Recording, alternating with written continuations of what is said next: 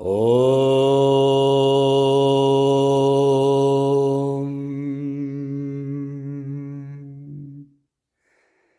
Brahmanandam Paramasukadam Kevalam Jnanamurtim Dvandvatitam Ganganasadrisham Tattvamasyadilaksham Ekam Nityam Vimalamachalam Sarvadi Sakshibhutam Bhavatitam Trigunarahitam Sadgurum Tam Namami. Dear Seeker of Truth, welcome. This work that we are going to talk about is one of the most sacred dialogues because it happens between two enlightened beings.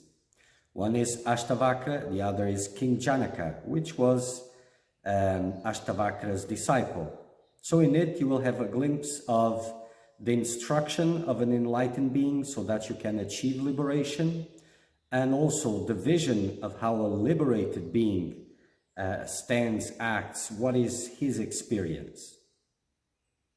So pay attention to these teachings, fill your heart with surrender, devotion, sacredness, because that is the way to enjoy it the most. May it blossom in your heart, may you also find liberation.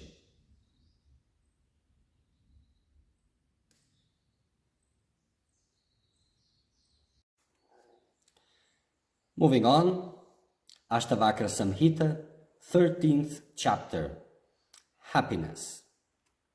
So continuing their dialogue, now it is time for Janaka to expound the state in which he's in and talks about happiness. So Janaka said, "The tranquility which is born of the consciousness that there is nothing but the self is rare, even for one who wears but a loin cloth. Therefore, giving up renunciation and acceptance, I live happily."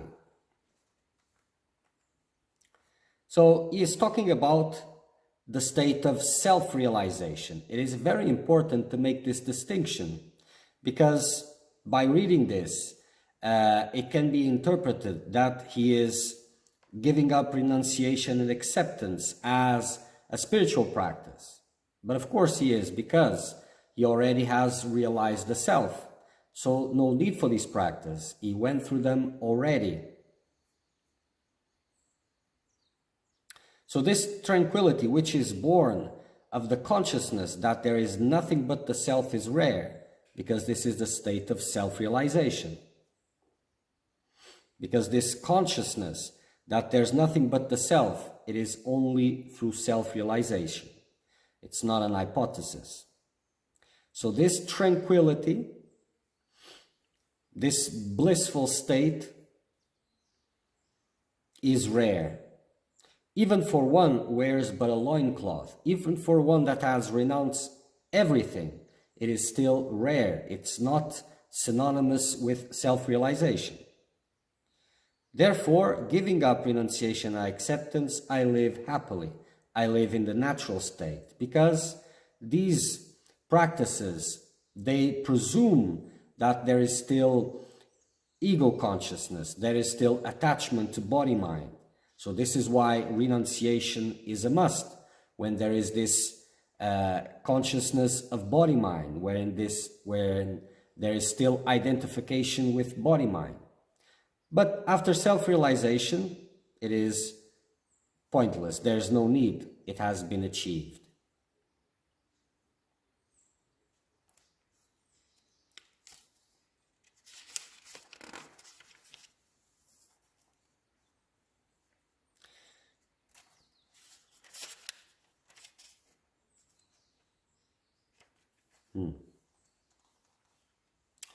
There is trouble of the body here, trouble of the tongue there, and trouble of the mind elsewhere. Having renounced these, in life's supreme goal, I live happily. So there's always troubles pertaining to the body, to the tongue, and to the mind. These are emphasized here, and there are specific penances and spiritual disciplines to focus on these, because so body consciousness is one of the most difficult things to transcend. The tongue, the taste, is a very difficult one also. The mind, of course. So there are troubles according to these, in relation to these, and penances to deal with them. But he is saying, having renounced these, in life's supreme goal I live happily. In life's supreme goal means in self-realization. So again, he is not putting aside the practices, all the spiritual disciplines. He is saying, I have reached the goal.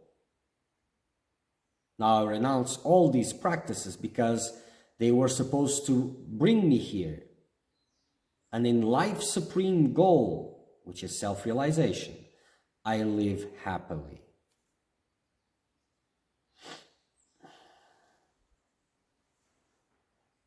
So this struggle, the struggle that has been taken for the sake of self-realization, for halting illusion, like I've been referring, this all ceases after self-realization. There's not even the question of renouncing it. It doesn't make sense anymore. Fully realizing that nothing whatsoever is really done by the self, I do whatever presents itself to be done, and so I live happily. So the self is completely detached from the body-mind.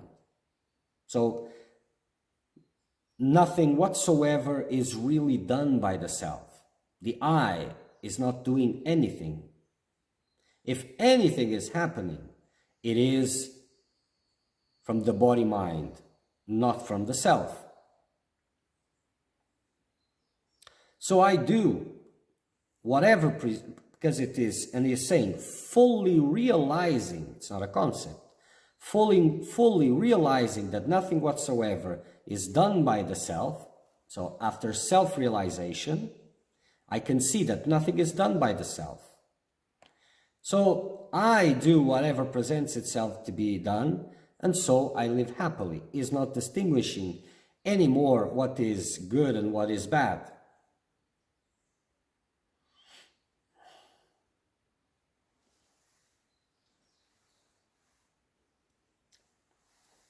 So I do whatever presents itself to be done, and so I live happily. So whatever comes, it is discarded naturally without any interference or evaluation.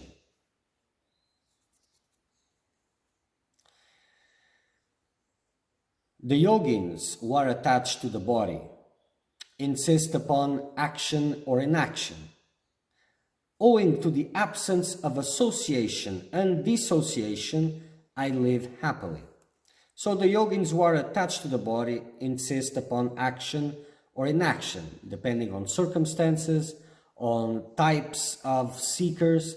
Action or inaction has to be prescribed, and according to the circumstances also, and personal characteristics.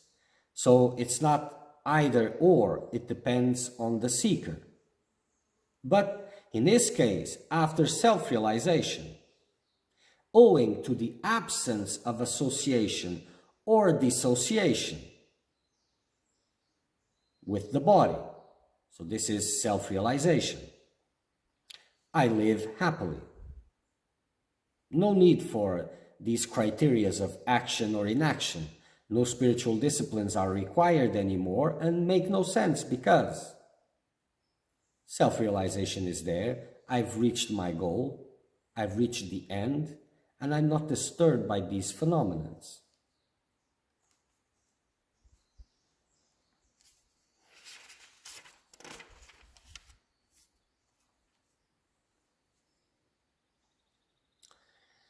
No good or evil accrues to me by staying, going, or sleeping. So whether I stay, or sleep, I live happily.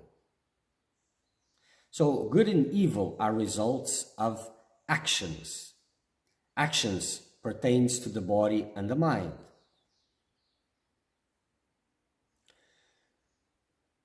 So whatever actions are undergoing, they create a karma that needs to be experienced, lived, burned, exhausted. So in the case of the self-realized being, there is no such thing as identification with the body. So there is no such thing as karma. So it has nothing to gain. No evil or good. So no good fruits, no good karmas, no bad fruits come to the one who has reached self-realization. So in whatever circumstances the body finds itself, either staying, going, or sleeping, I live happily. Because I'm self-realized. I am happiness. And I have nothing to do with the body or mind. So whatever the body-mind is doing, I live happily, untouched by it, indifferent to it.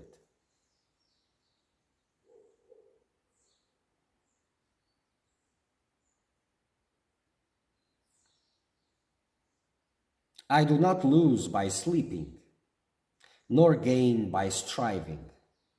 So giving up thoughts of lust and elation, I live happily.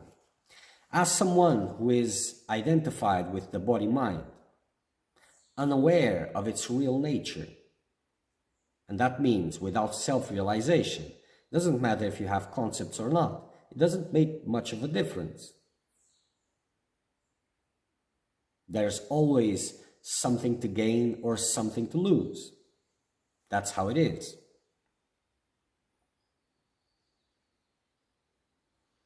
So, if one uses time to sleep, it uses less time for liberation. If one strives, it has more gains. But for the one who is already self-realized, there's nothing else to gain, nothing to lose. He is fullness, totality. So there's nothing beyond the self-realized one. So there's nothing that can be gained and nothing that can be lost. So these questions of gaining and losing, they lose all importance. They make no sense. So giving up thoughts of loss and elation, I live happily. So this is what happens after self-realization. There's no more. There's nothing else beyond the I. So there's nothing to gain, there's nothing to lose. Whatever the body-mind is doing, it doesn't make a difference for me.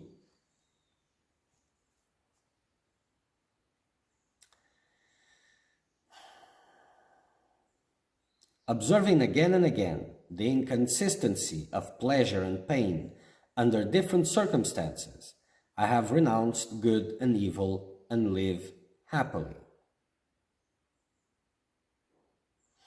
So observing again and again the inconsistencies of pleasure and pain, they are very inconsistent. They depend on circumstances.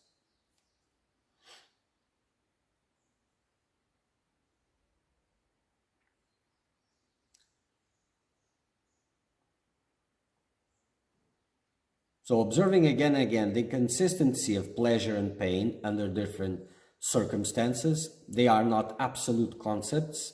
They differ in different circumstances. I have renounced good and evil and live happily.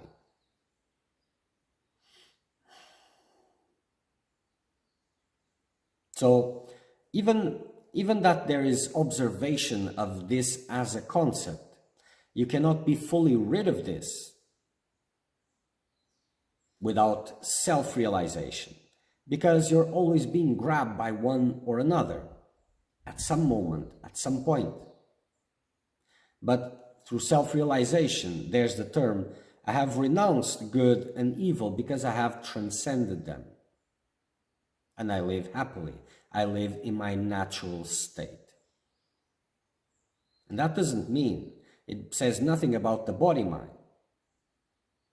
The body-mind undergoes the changes that are natural to it, that pertains to it. They don't touch me.